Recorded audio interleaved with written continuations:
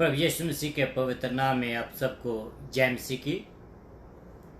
मैं परमेश्वर का एक बार फिर धन्यवाद करता हूँ कि परमेश्वर ने आज फिर एक बार हमें मौका दिया है कि हम उसकी आराधना, उसकी स्तुति, उसकी प्रशंसा करें, क्योंकि वो भला परमेश्वर हैं और वो अपने भलाइयों को हमेशा अपने लोगों के ऊपर जाहिर करता है।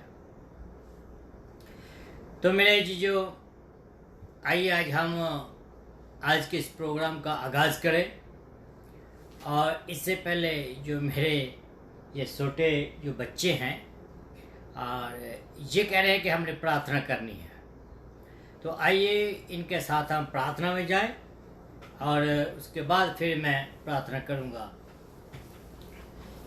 ओके, अभी गो अहेड, दुआ कर, प्रे।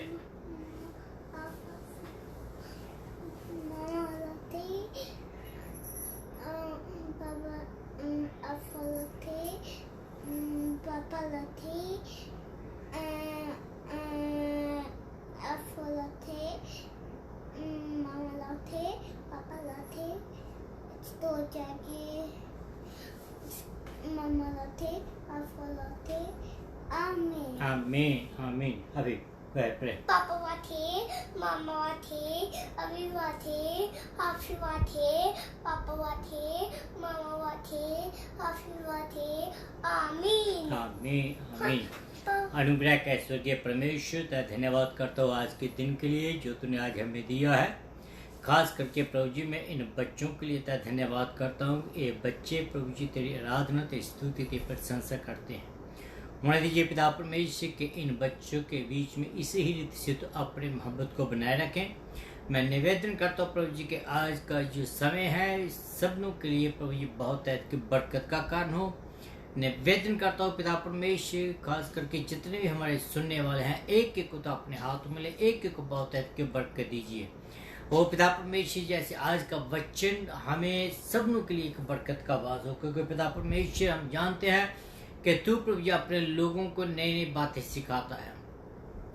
इसलिए तेरा धन्यवाद करता हूँ प्रभु जी। अब से लेकर आखिर तक हमारे सबने के साथ हो, जितने भी लोग अब देख रहे हैं उनके भी साथ हो, और जो लोग बाद में देखेंगे उनके भी साथ होइए, ताकि वो भी इन बरकतों को हासिल कर सके।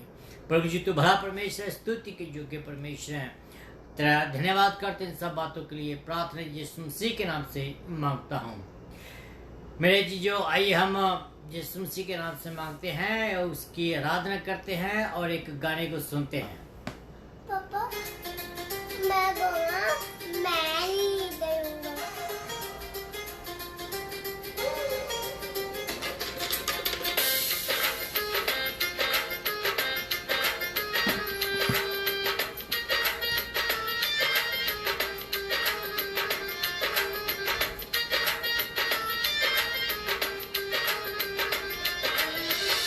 तेरा फड़े ते पार लग जावांगे।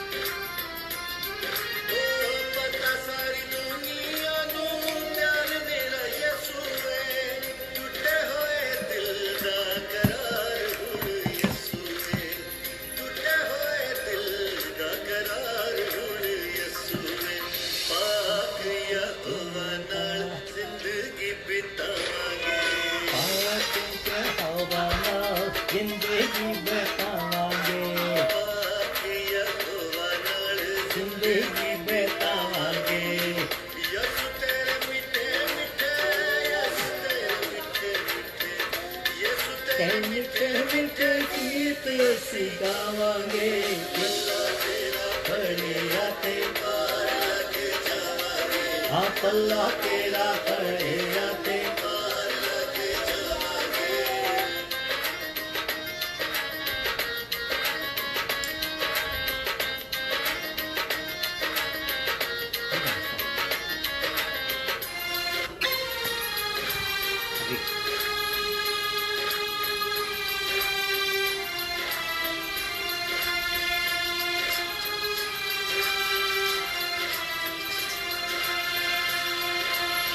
तेरा इंतजार हुण तेरिया ठिकाने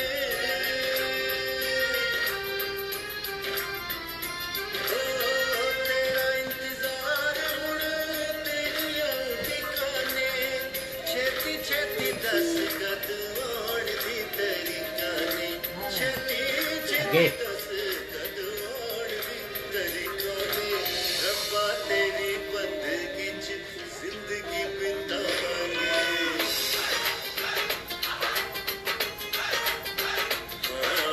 रब्बा तेरी बंदगी च जिंदगी बितावांगे यसु तेरे मिठे मिठे यसु तेरे मिठे मिठे यसु तेरे मिठे मिठे तेरा फड़िया ते पार लग जावांगे बल्ला बल्ला बल्ला बल्ला बल्ला बल्ला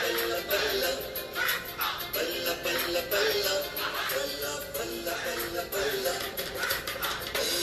बल्ला बल्ला बल्ला बल्ला बल्ला बल्ला तेरा फड़िया ते पार लग जावांगे यसु तेरे मिठे मिठे यसु तेरे मिठे मिठे यसु तेरे मिठे मिठे गीत असी गावांगे अल्लाह तेरा फड़िया ते पार लग जावांगे अल्लाह तेरा फड़िया ते पार लग जावांगे ओ अल्लाह तेरा फड़िया ते पार लग जावांगे ओ अल्लाह तेरा फड़िया ते पापा गाना ओके और मैं नहीं देऊंगा गाना मैं नहीं देऊंगा परमेश्वर के पवित्र नाम में परमेश्वर के पवित्र नाम में आप सबको एक बार फिर जय मसीह की और परमेश्वर का धन्यवाद करता हूँ इन वचनों के लिए जो आज वो हमें देने वाला है. So I'm so glad today that God has done great things in my life, and He promised that He is going to keep doing the great things in our life. Especially the people those that are watching right now, God is going to do some great things. Maybe you are going through the tough time, maybe you are going through the hard time, maybe there's something is bothering you, but God promise is that He is going to do some great things today. If you believe today that God is going to speak today with you, आप विश्वास करते हैं कि खुदावंद आज आपके साथ बात करने के लिए जा रहा है, तो आप आमीन जरूर करिएगा और उसके साथ साथ इस वीडियो को जरूर शेयर करिएगा, ताकि जो आशीष आप लोग पा रहे हैं वो आशीष दूसरे लोग भी पा सके. तो आइए आज के वचन की ओर बढ़ते हैं. आज का जो वचन है वो हमें रेवलेशन की किताब जो है बुक ऑफ रेवलेशन के बीच में मिलेगा. Because that we are studying the book of Revelation, and now we are on chapter 18, and we are going to read first a few verses, and after that we are going to read tomorrow, because tomorrow also we are going to stay in the same chapter. परमेश्वर के वचन में जो लिखा है वो मैं आपके सामने पढ़ता हूँ. इसमें लिखा है, इसके बाद मैंने एक स्वर्गदूत को स्वर्ग से उतरते देखा, जिसे बड़ा अधिकार प्राप्त था और पृथ्वी उसके तेज से चमक उठी। उसने ऊंचे शब्द से पुकार कर कहा, गिर गया, बड़ा बाबल गिर गया, वह दुष्ट आत्माओं का निवास और हर एक अशुद्ध आत्मा का अड्डा और हर एक समुद्र और घृणित पक्षियों का अड्डा हो गया, क्योंकि उसने व्यभिचार की भयानक मदिरा के कारण सब जातियों गिर गई थी, और पृथ्वी के राजाओं ने उनके साथ व्यभिचार किया है, और पृथ्वी के व्यापारी उसके सुख विलास को बहुतायत के कारण धनवान हुए हैं। फिर मैंने स्वर्ग में एक और शब्द सुना, हे मेरे लोगों, उनमें से निकल आओ कि तुम उसके पापों के बागी ना हो और उसकी विपत्तियों में से कोई तुझ पर ना आ पड़े, क्योंकि उसके पापों का ढेर स्वर्ग तक पहुंच गया है और उसके अधर्म परमेश्वर को याद आए हैं। जैसा उसने तुम्हें दिया है वैसा ही उसको दो, और उसके कामों के अनुसार उसे 2 गुना बदला दो। जिस कटोरे में से उसने भर दिया था उसी में उसके लिए 2 गुना बढ़ दो। खुदावंद अपने वचन के पढ़े और सुने जाने पर आशीष दे। परमेश्वर जो है वो अपने लोगों से बातचीत करता है, तो आज मुझे बहुत खुशी हो रही है कि क्योंकि आज का जो वचन है, जब मैं इसको तैयार कर रहा था तो मुझे काफ़ी आशीष मिली। तो आइए हम इस वचन की ओर बढ़ते हैं। इससे पहले कि मैं आप लोगों का धन्यवाद करने के बगैर कैसे रह सकता हूँ, तो प्रभु यीशु मसीह के पवित्र नाम में मैं आप सबको जय मसीह की सलाम और सलोम कहता हूँ, क्योंकि हमारा प्रभु जो महान है और अपने वादों का सच्चा परमेश्वर है। मैं एक बार फिर से आपकी राय पूछना चाहता हूँ, या आपकी सलाह पूछना चाहता हूँ, आपके विचार पूछना चाहता हूँ कि जैसे हम सब इस किताब को खत्म करने की कतार में हैं और हम 3 चैप्टर और हैं, इसको हम खत्म करेंगे। लेकिन मैं चाहता हूं कि आप मुझे बताएं कि आगे वाला जो सब्जेक्ट होगा हमारा, उसको हम किसी टॉपिक को लेकर स्टडी करें, या किसी किताब को लेकर स्टडी करें, या कोई ऐसी सीरीज से स्टडी करें जिससे कि हम सब के सब आशीष पा सकें। और ये मैं आप सबनों के ऊपर छोड़ता हूं, क्योंकि आप ही हैं जो इस प्रोग्राम को सफल बना रहे हैं और इसको सफलता दे रहे हैं।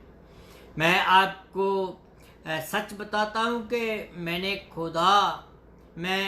खुदा ही से इस स्टडी को जब पढ़ा था, खुदा से मांगा था, खुदा मेरे से बातचीत कर, और खुदावंद ने सचमुच में इस बुक ऑफ रेवलेशन के दौरान मेरे से बहुत सारी बातें की, और जो मैंने आपको बता रहा हूं और बताऊंगा भी। पिछले अध्याय में हमने देखा था कि एक वैश्या के बारे में कि ये वैश्या कौन है, और उसके वेदों के बारे में हमने देखा था कि उसके वेद क्या है, फिर उसके कामों के बारे में देखा था, और हमने ये देखा था कि वो एक कामों को किस तरीके से इस्तेमाल करती है, अगर इसका जो अंत है वो कैसे होगा, या इसका अंत जो है वो किसके द्वारा होगा। बाइबल के बारे में हमने भी देखा था, और साथ ही साथ हमने ये भी देखा था कि मूर्ति पूजा जो थी कैसे शुरू हुई और कैसे पूरे संसार में फैल गई।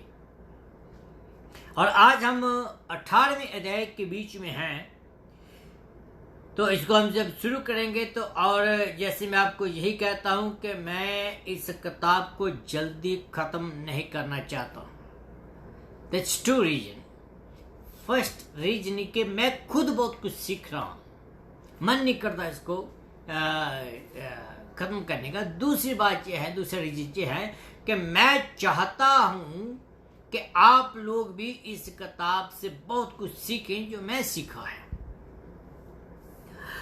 और इसलिए मैंने आज का जो अध्याय है, जो 18 अध्याय है, इसके भी मैंने 2 हिस्से किए हैं। इसको आज और कल हम इसको जो है ख़त्म करेंगे। तो 17वें अध्याय के बीच में हमने देखा था एक बाबल के बारे में जिक्र आया था, और 18वें अध्याय के बीच में भी बाबल का जिक्र आया है। इन दोनों का पतन होगा, ये दोनों खत्म हो जाएंगे। ओके, जिस प्रकार सिक्के के 2 हिस्से होते हैं, 2 पहलू होते हैं, उसी प्रकार इस बाबल के भी 2 पहलू हैं। एक पहला पहलू इसका ये है कि धार्मिक पहलू, और दूसरा पहलू इसका ये है कि राजनीतिक पहलू। ओके, जो नामधारी कलीसिया है, जिसके बारे में हमने देखा था पिछले हफ्तास के बीच में, नामधारी कलीसिया जिसको वेश्या भी हम कहते हैं और जिसको वेश्या के रूप में भी हम जानते हैं, अपने प्रभाव के कारण सत्ता अपनाने के लिए कदम उठाएगी। देखिए, ये जो वेश्या है, इस वेश्या ने उस पशु को अपनी पूरी ताकत दी थी। इस वेश्या ने उस जो मसीह विरोधी है उसको अपना पूरा समर्थन दिया था। जैसे कि आज की जो पार्टियां होती हैं, अमेरिका में तो ऐसा नहीं है, क्योंकि अमेरिका में सिर्फ 2 ही पार्टियां जो हैं वो इलेक्शन लड़ती हैं, लेकिन दूसरे देशों में जाएं तो बहुत सारी पार्टियां हैं जो कि इलेक्शन को लड़ती हैं। तो वो जो मेन पार्टी होती है, जिससे ज़्यादा मेंबर होते हैं, वो अगर अपनी पूरी रीति से सरकार ना बना पाए तो वह क्या करती है कि दूसरी पार्टियों की हमायत लेती है ताकि उनकी पार्टी जो है वो सत्ता में आ जाए।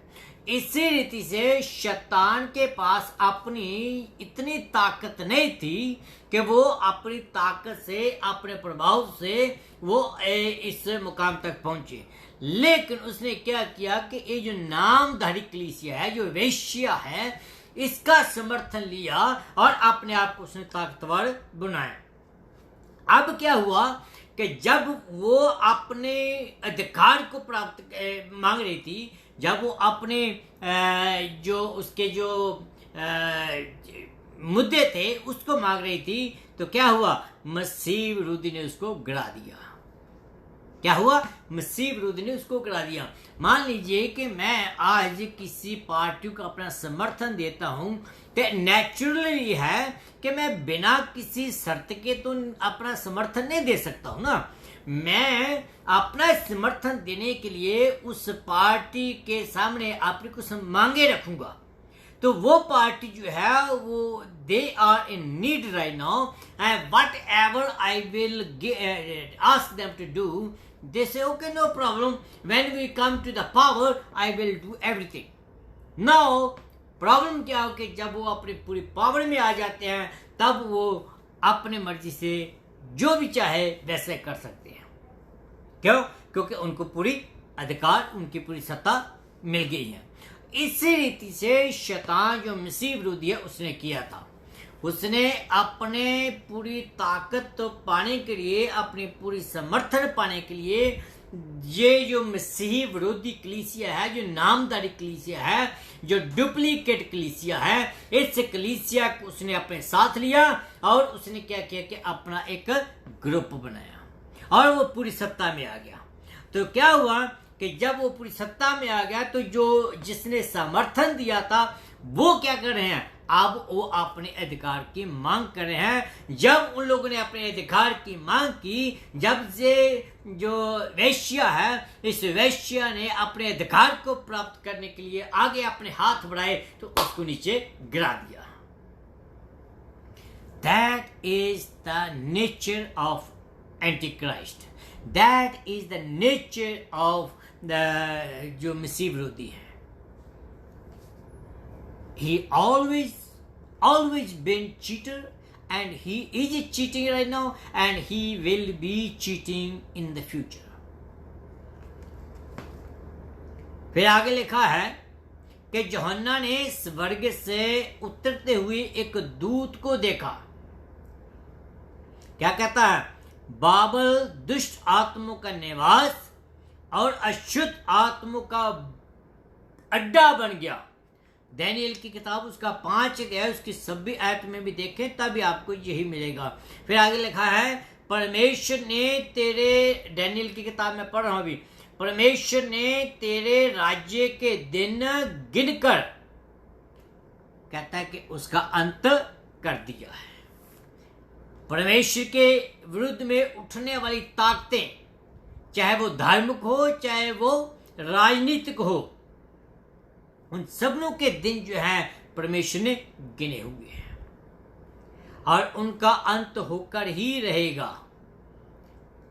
May be they will not thinking right now, maybe they are not grasping the good news right now, but they will be destroyed by the ultimate power of Lord Jesus Christ.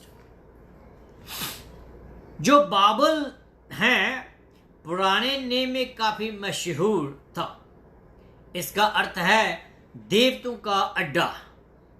Okay, सिनार देश में एक शूरवीर था जिसके बारे में मैंने पहले भी आपको बताया था। उसका जो नाम था वो राजा निम्रोद था और उसके द्वारा इस नगर का जो निर्माण किया गया था। और ये नगर जो है दो मजबूत किलों के बीच में ये गिरा हुआ था। मजबूत किले मीनिंग के दे themselves is considering that they are very well secured, उनको कोई भी खतरा नहीं है। उनकी सिक्योरिटी जो है वो अपनी सिक्योरिटी उन किलों के ऊपर अपना घमंड करते थे। भीतरी जो किला था उसकी जो चौड़ाई थी 21 फुट थी और उनमें अनेक गुम्मट थे और बाहरी किले की चौड़ाई जो थी वो 11 फुट थी। इसका जो कुल वर्ग था, कुल जो घेरा था वो 56 माइल था। Meaning it is full flash city. Full flash city नहीं कहूंगा मैं, जिला कहूंगा, काउंटी कहूंगा मैं उसको। और इसको बाबल के जो राजा नबूकदनेस्सर था उसने क्या किया था, इस नगर को और भी ज्यादा मजबूत किया। और उसकी जो पत्नी थी वो पहाड़ी इलाकों की रहने वाली थी और वो अपने पहाड़ के जो दृश्य थे उनको मिस करती थी। तो इसने क्या किया, नबूकदनेस्सर ने, इसने एक हैंगिंग गार्डन नाम का एक जो गार्डन बनाया और ये 40 फुट चौड़ा था। ओके, मैं क्या वो 40 फुट के जो पहाड़ थे, एक के ऊपर एक, एक के ऊपर एक, एक के ऊपर एक, उसने इन पहाड़ों को बनाया और इस रीति से जो कुल जो उसकी ऊंचाई थी 350 जो फुट ऊंचाई वाला वो किला उनका जो पहाड़ बन गया और वो बहुत सुंदर दिखाई देने लगा। ये पहाड़ के समान दिखाई देने लगा। ओके, तो क्या हुआ आगे कि आपको मैं ये बताऊं कि ये जो उसने पहाड़ बनाया था अपनी रानी के लिए, उन दिनों में 7 अजूबों में से एक अजूबा गिना जाता था। ओके। और इस शहर के बीच में एक नदी बहती थी, और वो जो नदी के नीचे देखिए उसकी जो सोच है, उस नदी के नीचे से राजा ने क्या किया था, अपने महलों को जोड़ रखा था। एक ऐसी नदी के नीचे सुरंग निकाली, और वो जो सुरंग थी वो उनके महलों को जोड़ती थी, ठीक है। और इस नगर के अनेक राजमार्ग थे जिसके द्वारा इस नगर की सुंदरता बढ़ती थी। मैं ये सब कुछ आपको क्यों बता रहा हूं? मैं इसलिए बता रहा हूं कि ये जो महाबाबल हैं, ये अपनी सुंदरता के ऊपर, अपनी सिक्योरिटी के ऊपर, अपने प्रोटेक्शन के ऊपर बहुत ज्यादा घमंड करता था। और वो इतना घमंड करता था कि वो सोच भी नहीं सकता था कि कोई ऐसी महान ताकत आएगी जो इसको हिला देगी। ऐसा उसके मन में नहीं था। लेकिन परमेश्वर जो है वो बहुत महान परमेश्वर है, उसने ये करके दिखाया। और इस नगर में बहुत सारे मंदिर थे, और उन मंदिरों के बीच में मूर्ति पूजा होती थी। इसलिए जब बाबल नगर जो है वो मूर्ति पूजा का केंद्र बना, और 539 BC के बीच में जो बाबल का अंत हो गया। 18वें अध्याय के जब हम बढ़ते हैं, बड़ा बाबल लिखा है। बड़ा बाबल, इसके वचन में जब पढ़ते हैं तो बहुत बार आता है बड़ा बाबल, बड़ा बाबल, बड़ा बाबल, ओके। लेकिन जहां ये जो नगर है,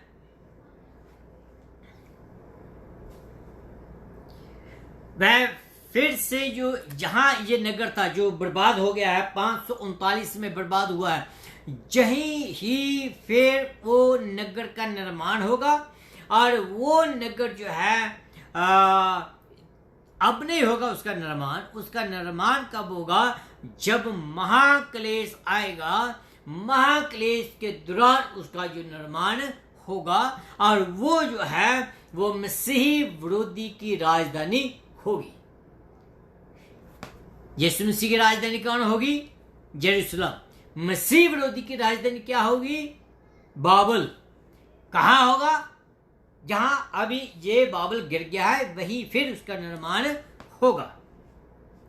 यशायाह की किताब, यशायाह नबी की किताब, उसका 13 अध्याय उसकी 6 आयत में लिखा है कि बाबल के नाश होने के बारे में कहा गया है कि प्रभु के दिन ऐसा होगा, भारी क्लेश में ये सब कुछ होगा। यशायाह नबी की किताब उसका 14वें अध्याय में अगर देखें तो लिखा है कि इस्राएली परमेश्वर के विश्राम में बाबल के विनाश के बाद पहुंचेंगे। जैसे कि बाबल फिर विनाश पहुंचेंगे। जिक्राय नबी की किताब उसका 5 अध्याय उसकी 5 आयत उसके 11 में लिखा है कि दुष्टता से बड़ा हुआ बाबल फिर से बसेगा। जैसे नामधारी कलीसिया का नाम होगा, वैसे ही इसका भी नाम होगा। तो आगे हम जब बढ़ते हैं कि यूहन्ना जो क्या देखता है, कहता है कि जब परमेश्वर ने मनुष्य को बनाया था तब उसने उसे एक सुंदर वाटिका में रखा था। यह हम सब जानते हैं, ठीक है। उसने उनको शुद्ध हवा, शुद्ध वातावरण, सूर्य का प्रकाश, चंद्रमा का प्रकाश, सुंदर फूलों से सजा भरा हुआ और हरियाली, अच्छा वातावरण में के बीच में उसको रखा था। लेकिन जब कैन जो था उसने अपने भाई हाबिल को जब मारा, अपने भाई का जब वो हत्यारा हुआ, तो उसने सबसे पहला नगर जो बनाया, उत्पत्ति की किताब उसका 4 अध्याय उसकी 17 आयत में आप देख सकते हैं। आगे चलकर हम क्या देखते हैं कि परमेश्वर के विरोध में बाबल का निर्माण भी उसी ही रीति से होगा।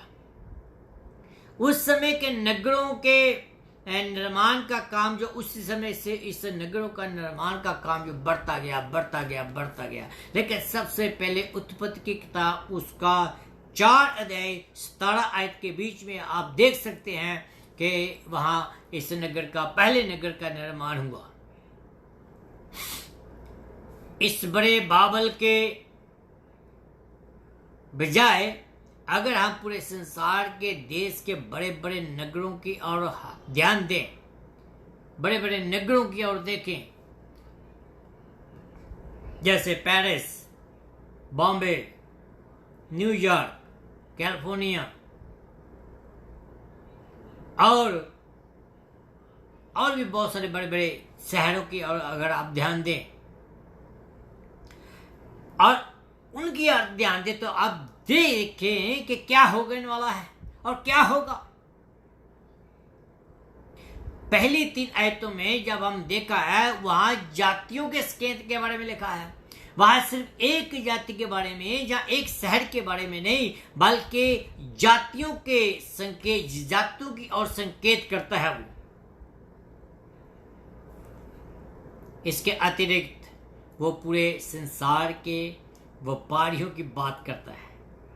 संसार के जो व्यापारी हैं उनके हालात क्या होगी, उनके बारे में हम आगे जाते हैं। कि 17वें अध्याय के बीच में हमने सिर्फ एक ग्रुप, जो कैथोलिक ग्रुप है, उसकी और थोड़ा सा ध्यान दिया था। जैसे कि वो धार्मिक हैं, वैसे हर एक धार्मिक संस्था के साथ हम उसकी तुलना ना करते हुए हम पूरी नामधारी कलीसिया की ओर थोड़ा ध्यान दें। हम पूरी नामधारी कलीसिया को इसमें शामिल करें। ठीक उसी प्रकार 18वें अध्याय के बीच में बड़े बाबल के बारे में हम केवल एक नगर की नहीं बात करते, हम पूरे राजनीतिक शासन पदियों के साथ जो हम उनकी तुलना करते हैं। हर एक राजनीतिक लीडर की बात करते हैं।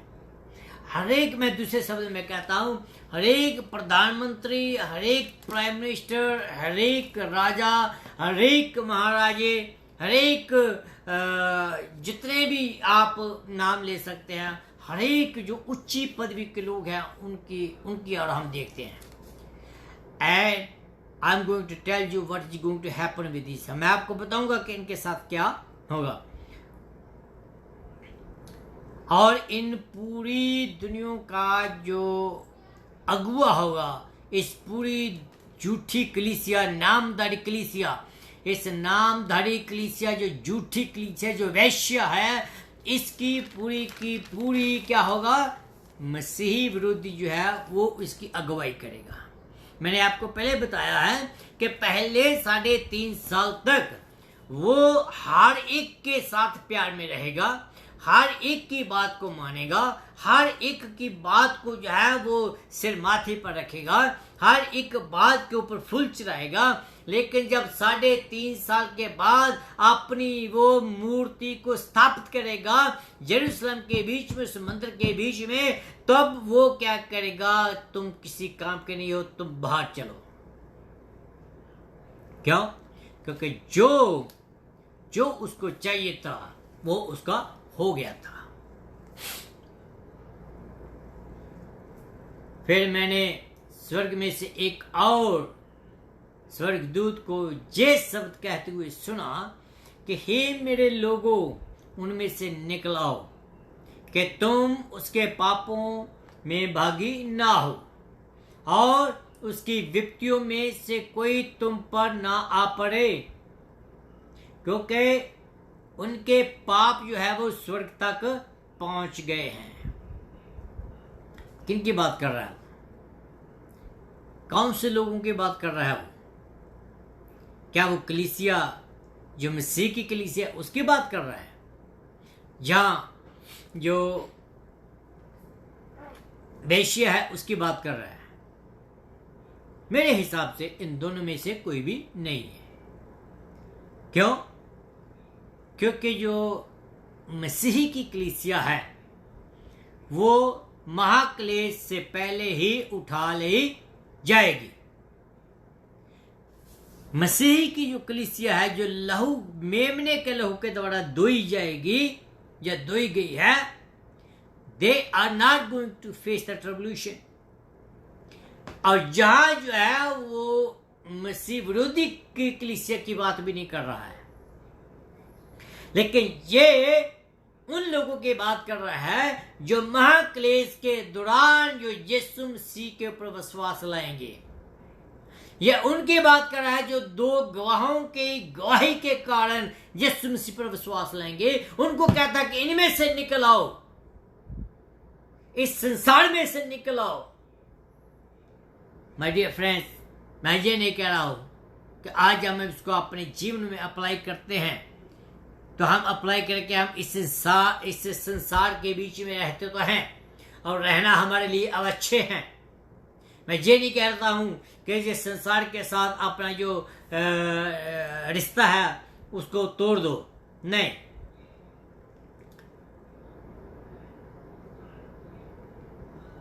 हम संसार को हम कभी भी नहीं जीत सकते अगर हम उनके जैसे बन जाएंगे तो। संसार में रहते हुए हम उनसे अलग हैं, इसलिए परमेश्वर का वचन कहता है कि उनमें से अलग हो जाओ, उनमें से निकल आओ। मीन कि अपने आप को दुनिया से अलग साबित करो। आपके जीवन को, आपके चाल चलन को देखकर वो कहे कि ये तो मसीह है। मेरे जीजो, हम संसार से अलग नहीं हो सकते, लेकिन हम जो संसार के जो सिस्टम है, जो दुष्ट सिस्टम है, हम उस सिस्टम से बाहर आना है, हम उस सिस्टम से अलग होना है, हम उस सिस्टम को अलविदा करना है। उस सिस्टम के बारे में आप जानते हैं सब। अपने जीवनों के द्वारा संसार को यीशु मसीह दिखाए, अपने जीवनों के द्वारा, अपने टेस्टमनी के द्वारा संसार को हम यीशु मसीह को दिखाएं। वचन में लिखा है, पुराना बाबल स्वर्ग तक तो नहीं पहुंच पाया। मैं बताऊँ कहाँ की बात कर रहा हूँ? मैं उस समय की बात कर रहा हूँ कि जब ये बाबल बनाने की, टावर बनाने की कोशिश कर रहे थे, और वो टावर खुदा ने देखा कि ये तो टावर बनाते जा रहे हैं, तो खुदावंद ने उनकी बोली में गड़बड़ी डाल दी, और ताकि वो एक दूसरे की बोली को समझ ना पाए। मैं उस बाबल की बात कर रहा हूँ कि ये बाबल जो है वो स्वर्ग तक तो नहीं पहुंच पाया, लेकिन इसके सिस्टम के जो पाप के जो है, उसके जो सिस्टम है, उसके जो पाप हैं, वो स्वर्ग तक पहुंच गए हैं। The Bible itself doesn't go. उसका जो सिस्टम है, अगर आप गुनाह वाली जीवन में जी रहे हैं तो आप बाबल के सिस्टम को अडॉप्ट कर रहे हैं।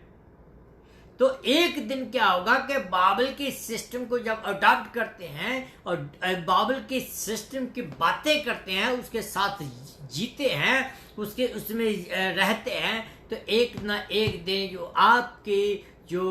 जो आपके बीच में बाबल का सिस्टम बढ़ता जा रहा है, वो एक दिन बढ़ जाएगा और स्वर्ग तक वो क्या होगा, पहुंच जाएगा। कहा गया है कि दुनिया के पापों को खुदा ने याद किया है। किसके पापों को? बाबल के पापों को। किसके पापों को? दुनिया के पापों को। इसमें जो दुनिया में रहते हर कोई आता है, लेकिन जो मसीह की कलीसिया है वो यीशु मसीह के लहू के द्वारा धुली गई है। जो यीशु मसीह को कबूल करता है वो इस नामधारी कलीसिया के बीच में शामिल नहीं होता है। कहता है कि नामधारी की कलीसिया जो है उनके पापों का घड़ा बढ़ चुका है। Their पाप gone, their sin goes to the heaven, and the Lord Jesus Christ remember their sins, and now that's why I say the Babel fall, the great Babel is fall. उधर परमेश्वर के क्रोध का उढेला जाना, जो कुछ आज हम कर रहे हैं उसका फल भी हम आज भोगेंगे। इसलिए वचन में हमने पढ़ा है कि जो कुछ कोई करता है, लिखा है कि जैसा उसने तुम्हें दिया है वैसा ही उसको दो, और उसके कामों के अनुसार उसे 2 गुना बदला दो। My dear friends, let me tell you, revenge is not yours. इसकी चिंता ना आप करें। मुझे मालूम है कि आप जब इस दुनिया में है, मुसीबत में है, परेशानी में है, जो गैर मसीह कलीसिया है वो आपको दुख भी देती है, आपको मारती भी है, पीटती भी है, गाली भी देती है, लेकिन हम जो मसीह लोग हैं इसका बदला हम खुद नहीं ले सकते। वाई? क्योंकि परमेश्वर ने हमें शिक्षा ही ऐसी दी है कि अगर आपकी गाल पर एक कुछ पेड़ मारता है, दूसरी भी उसकी तरफ करती हो।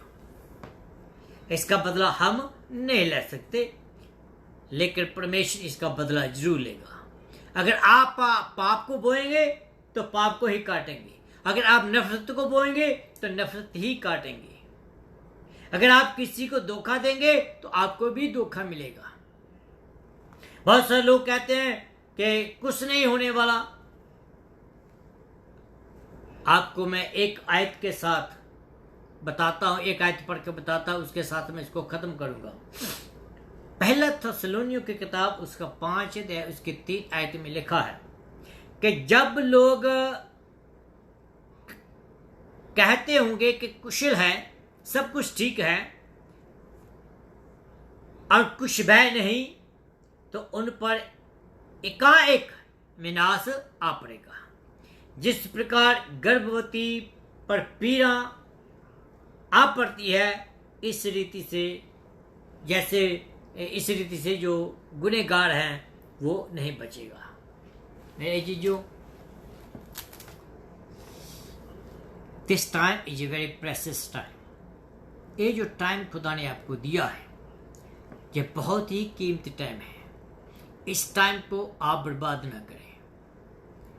परमेश्वर का वचन कहता है कि उसका आना एक चोर के नाई के बराबर होगा। अगर आज आपको पता हो कि आज आपके घर में चोर आने वाला है, जो चोरी करने वाला, क्या आप करने देंगे? नहीं। इसी रीति से आप हर समय तैयार रहिए, क्योंकि you don't know when the second coming of Christ will be done. परमेश्वर आने वाला है और जल्द आने वाला है, तो इसलिए इस टाइम को आप जाने ना दें। आप मसीही विरोधी की कलीसिया के या बाइबल के सिस्टम के हिस्सेदार ना बने, आप यीशु के हिस्सेदार बने।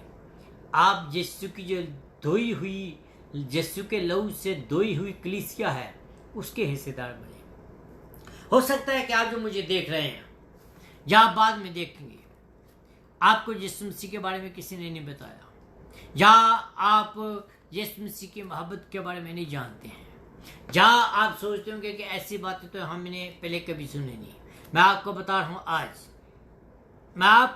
आज कि अगर आपने यीशु मसीह को कबूल नहीं किया है, today is the day of salvation. परमेश्वर आज आपको निजात देना चाहता है। आज रात सोने से पहले अपने मन में परमेश्वर को पुकारें, तो परमेश्वर आपकी आवाज को सुनेगा। परमेश्वर आपके दुखों को काटना चाहता है। परमेश्वर want to give you the life which is abundant life. परमेश्वर आपसे अपनी महिमा लेना चाहता है। परमेश्वर आपको अपना बेटा और बेटी बनाना चाहता है। वो आपको अपने गले में मिलाना चाहता है। So time is very near. Do not waste your time. Accept Jesus Christ as your personal Savior and call upon His holy name, and He will come and He will talk to you. Bible कहती है, Bible यीशु मसीह ने खुद कहा है कि अपने दिल का दरवाजा खोल, मैं आपके अंदर आना चाहता हूं। और वो कहता है कि सिर्फ मैं अंदर नहीं आना चाहता हूं, कहता है कि I want to have a fellowship with them। परमेश्वर जो दुनिया का मालिक है वो आपके साथ संगति करना चाहता है मेरे अजीजों, आपके साथ खाना खाना चाहता है मेरे अजीजों। तो do not let this go, do not let this go. मैं आपके लिए दुआ करूंगा कि खुदावंद आपको हमेशा अपने हाथ में बनाए रखे। अनुग्रह के स्वर्गीय परमेश्वर का धन्यवाद करता हूँ आज के समय के लिए जो तूने हमें दिया है, खास करके इस वचन के लिए कि तू प्रभु हमें अपने बच्चे और बच्चियां बनाना चाहता है। तू हमें पिता परमेश्वर बाबल के उस सिस्टम से निकालना चाहता है। तूने प्रभु जी आवाज दी है, तूने आवाज दी है मेरे खुदावन कि उनमें से निकल आओ। पिता परमेश्वर आज उस सिस्टम से अपने लोगों को निकाल ले मेरे खुदावन, निकाल ले प्रभु जी अपने लोगों को, ताकि प्रभु जी उस सिस्टम के हिस्सेदार ना बने। आज भी समय है प्रभु जी, इनके साथ बातचीत करे। आज जो कोई भी प्रभु जी अपने दिल में पुकारे तुझे, आज जो कोई भी अपना जीवन तुझे दे दे, तो पिता परमेश्वर मैं विनती करता हूं कि अपने अनुग्रह उस आदमी के ऊपर बनाए रखें। दुखों में, सुखों में, परेशानियों में उस शख्स के ऊपर, उस बहन के ऊपर, उस भाई के ऊपर, बेटे के ऊपर, बेटी के ऊपर, पिता के ऊपर, माता के ऊपर, सबनों के ऊपर पिता परमेश्वर तो आप अनुग्रह बनाए, जिससे तेरे नाम को महिमा मिले, तू बढ़े और हम घटे, तेरा नाम जलाल पाए। प्रार्थना यीशु मसीह के नाम से मांगता हूँ, आमीन। अब हमारे खुदावंद प्रभु यीशु मसीह का फजल, खुदा बाप की मोहब्बत, पवित्र आत्मा की सहभागिता हमारे सबनों के साथ, कुल ईमानदारों के साथ अब से लेकर हमेशा हमेशा तक होते रहे, आमीन एंड आमीन। खुदा आप सबको बरकत दे। कल फिर इसी समय आपको मिलेंगे।